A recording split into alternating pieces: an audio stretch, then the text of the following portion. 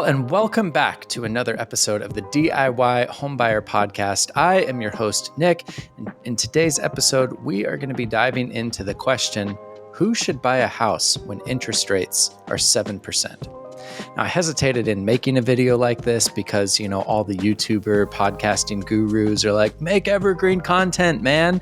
And the hope, right, is that interest rates drop and that they don't stay at 7% forever, which means that maybe you stumble across this video several months after when I'm recording in January of 2025, and interest rates are back down to 2.5%. And you're like, what is this idiot talking about? Well, if that's you, one, I hope the future is looking great with 2.5% interest rates. But then again, 2.5% interest rates is kind of what got us into this whole mess. So, be careful what you wish for. But the reality is that we have been at about a 7% interest rate. Kind of that's been the average interest rate for like over 2 years now. It's gone up as high as 8%. It's come down to as low as like the high 5% in the last couple of years. But everything seems to be averaging out right around 7%. And today, as I record this, that's where we're at, which just means that it is really friggin' expensive to borrow money on a mortgage. To get a mortgage, you're paying the bank a lot. And in many cases, you could be paying more in interest over the course of 30 years with a 7% interest rate than what you're actually spending on the house. Like on a $400,000 house, it really depends on your down payment. But if you do a minimal down payment, you could be spending over $500,000 in interest on a $400,000 home. And some of you hear that and you're like, that math ain't mathin'. That sounds like a terrible deal, a terrible arrangement. Why would anybody do that? And that may be where you land and say, yeah, no, I'm not the sucker that's going to buy a house when interest rates are 7%. I'm going to wait for them to come down, wait until I've either got more of a down payment or until interest rates drop and money is cheaper to borrow. Others of you, though, you say, man, yeah, that's expensive, but, and there could be a long, long list of things that come after that but, and we will talk about those. All to say that as much as I wish there was a uniform answer, and as great as it would be for a clickbaity title to be like, nobody should buy a house with 7% interest rates, or to say everybody should buy a house with 7% interest rates, that's just not reality. And I'm all about keeping it real in this podcast and on this channel. So if you like real content, that reminds me, please do subscribe, whatever it looks like, to whether it's clicking a red button or just clicking subscribe, liking the show, leaving a 5-star review. All of that really, really helps as we continue to grow our reach and empower more home buyers to navigate the home buying process without having to hire a costly buyer's agent. That's what this show is primarily all about. And secondarily, things like this, where we just share insights on home buying. All right. One of the categories that I want to create first as you filter through whether or not it makes sense to buy a home when interest rates are this high is how you're thinking about the home purchase. All right, what does that mean? So there are kind of two categories here where people approach home buying with either an investment mindset or as a primary residence mindset. So you're either buying the home because you're looking at it as a financial vehicle to get yourself ahead, or you're looking at it as like a fundamental need for shelter. And I think that both of those pathways are completely legitimate. The thing that really concerns me is when people try to do both. When they try to buy a home for both their primary residence and as an investment vehicle. I just don't think that you should consider your house hunt that way. You need to be all in on one or the other. Now, when people are buying a house as their primary residence, do they want for it to appreciate in value? Do they expect to some degree that it will appreciate in value? Yes, absolutely. I am not saying anything to the contrary on that, but they hope for that, but it's very secondary and it's not something that they are depending upon or necessarily building their financial future upon. Whereas somebody who is approaching the home buying process from an investment mindset, I mean, they sacrifice things that would be ideal in a primary residence because they are looking to that house to be a vehicle for financial growth. So let me speak to the investor side first. Should you buy a house when interest rates are 7%? Well, this is where we get into that whole philosophy of that you make your money on the buy, right? Not on the sell. And the nice thing about interest rates being as high as they are is that there's a lot less competition in the market right now, a lot less buyers, especially primary residence buyers. So if you're looking at single family homes or small multifamily, there's less buyers in the pool right now. And because it is harder to obtain loans, less people are qualifying, money is more expensive to borrow, you are in a much more powerful position to negotiate an incredible purchase price on a home. And so if you have that mindset of, okay, I'm going to make my money on the buy side and I'm going to purchase a property for an incredible value, way below market value, well, then you hedge against one, any market correction that could knock out your equity. But two, you've got a much higher upside should you decide to sell in a few years. Also, if you're, wanting to purchase a home primarily as an investment, but you're also going to be living in it, then really you should be following the philosophy of a house hack, which is where you purchase a duplex, a threeplex, a fourplex, or a home that you can convert into a primary home with a basement suite or an ADU, something like that, where from day one, you've got another unit that you can rent out on the property so that that property can be generating some income, offsetting the cost of the mortgage. And if you can do that, then yeah, it's a great thing to be able to take advantage of the 7% interest rate, because what is your alternative? Generally, if you're buying a home as an investment and you're not living in it as a primary residence, you're paying a higher interest rate, generally by about 1% higher. There's much less wiggle room when it comes to your down payment. So most of the time, you're going to have to come in with at least a 20% down payment on an investment property. So yes, you can buy an investment as a primary residence, but make sure that it can generate income for you from day one, which you do by house hacking, by having another unit or multiple units that you can rent out. And again, this means that you are approaching the house buying process as an investor, not really as like the average primary home buyer. It is a sacrifice to have to share walls with other tenants. And there is work in having tenants. Make no mistake, that toilet will explode in the middle of the night and your tenants will be calling you and you are going to have to go down there and clean up the crap. That's what it means to be a landlord. It's tough. So, we won't get too into the weeds on that, but just saying that there could be really good justifications as an investor to purchase a home, even when rates are 7%, especially if you're able to negotiate an amazing purchase price. Let's move on, though, to people who are looking to buy a house as their primary residence and only very secondarily thinking about the home as an investment. If this is you, I would get the idea of building equity far out of mind, is what I want to say, at least on like the very back burner, right? Like you put that thing on just a slow boil and you just let it do its thing and plan on letting it do its thing for years. If you're buying a primary residence, you got to think long term, especially when interest rates are 7%, because it is not cheap to borrow that money. And so the likelihood of you rapidly building equity in the home, being able to turn around and sell the house for a profit, that's not reality. Like I just would not count on that. So you have to have different motivations if you're going to be buying a house right now when interest rates are 7%.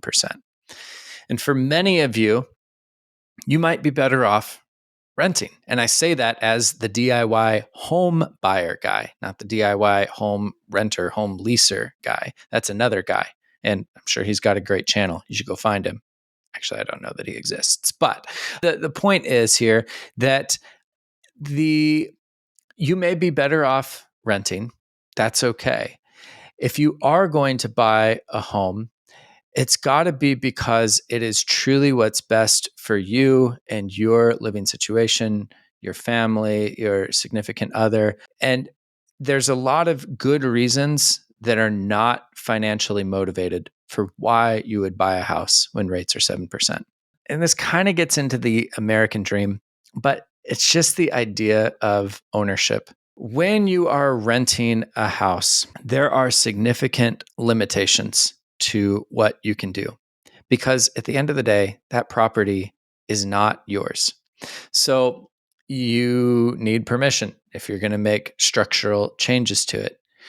You also just have hesitations on like, how much money am I really going to dump into this? Like, my kids would love to have a sport court in the backyard, but am I really going to invest the $15,000 that it costs to install a sport court? Is my landlord even going to allow it? And if they do, is it worth it for me to put that kind of money into a house that isn't mine? Some of you may say yes, but most people are going to say no, which means that you're really limited on what you're going to do. Plus, there's always this question in the back of your mind at the end of each lease term of, all right, is my landlord going to renew the lease? Or are they wanting to sell the property? Or are they wanting to move back into it? And if they do renew the lease, how much is the rent increase going to be? And you live with that sort of always over your head of just, I don't own this. This isn't mine. I'm living in somebody else's house on somebody else's property. And for many people, it's just a bridge too far. Like they love their autonomy. They love having ownership. They love being able to do whatever it is that they want to their property. And when they stand on their dirt, they know that it's mine. Never mind the fact that the bank has a giant lien on it and that, you're paying tons of money in interest. Still, the bank really isn't telling you what you can and cannot do to or with the property. They're not checking in on you. And unless you stop paying the mortgage, they're never going to tell you that you've got to move out. There is a much higher level of ownership.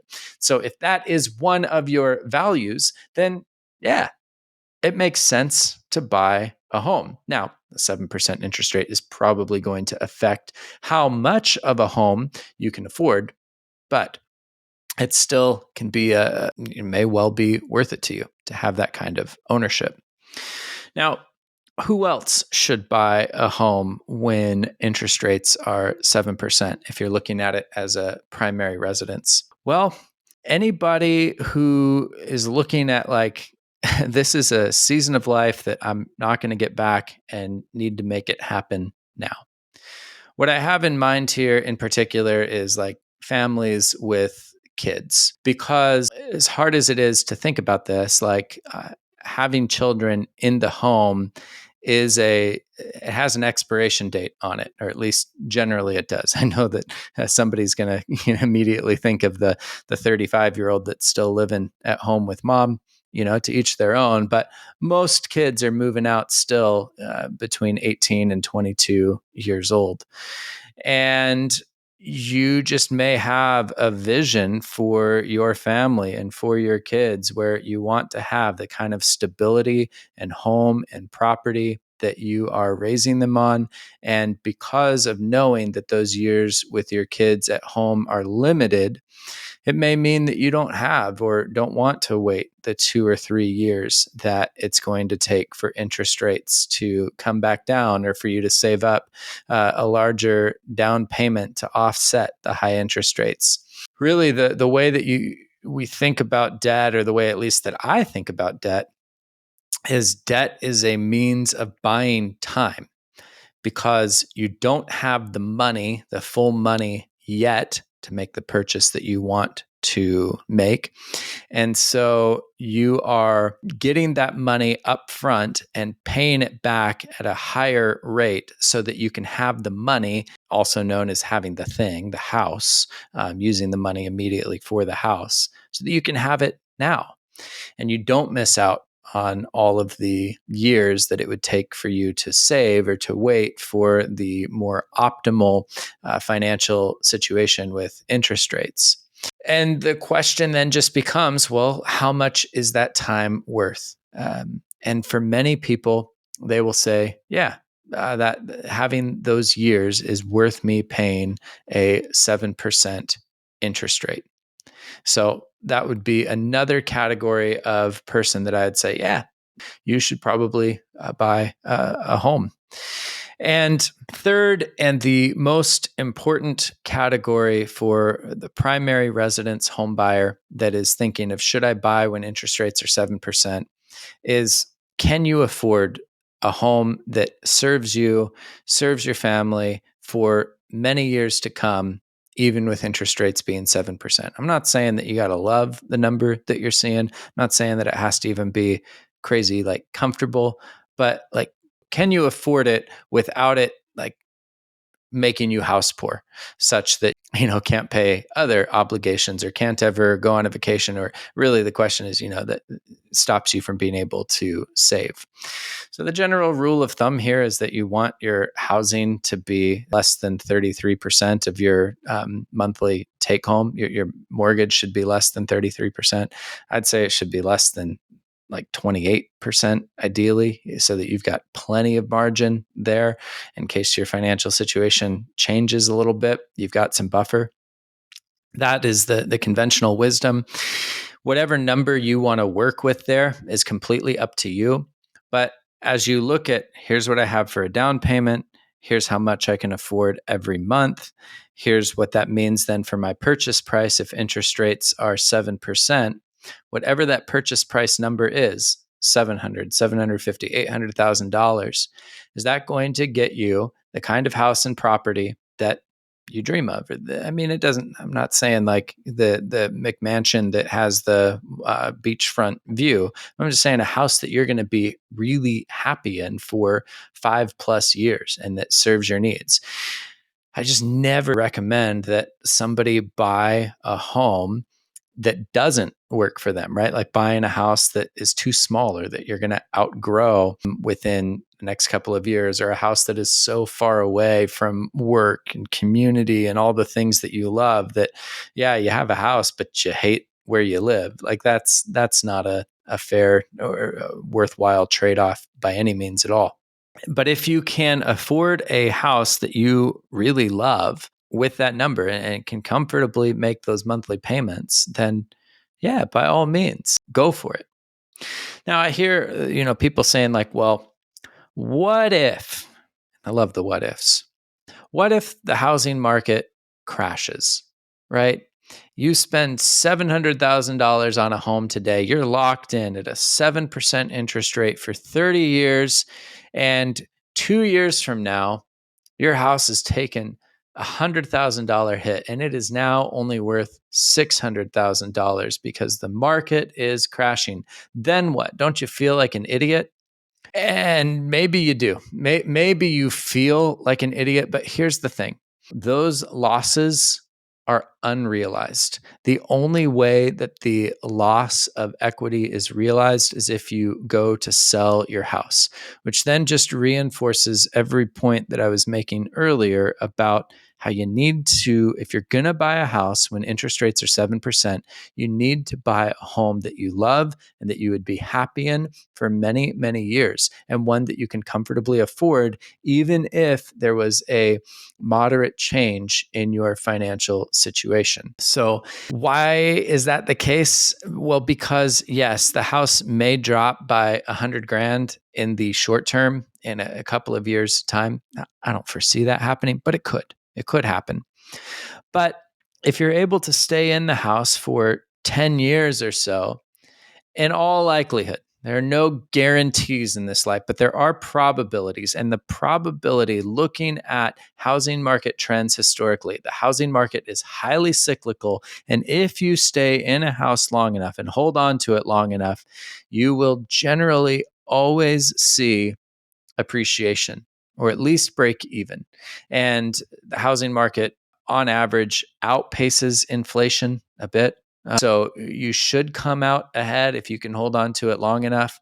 It's just if you get yourself into a situation where you've had a significant drop in equity in the first couple of years, and then you're in a position where you're forced to sell, that's where you can be underwater in your house. That can be a really difficult position to be in.